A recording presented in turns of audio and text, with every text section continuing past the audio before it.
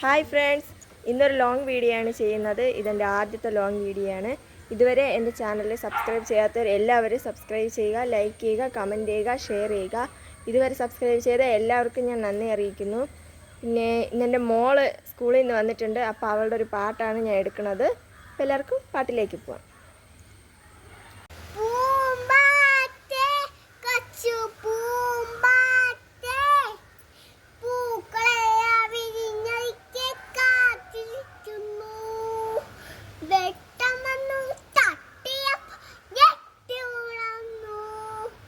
നെറ്റിലുള്ള പൊട്ടൽ പൊട്ടു ചിരിച്ചു വെട്ടമന്നു തട്ടിയ ജെട്ടി ഉണർന്നു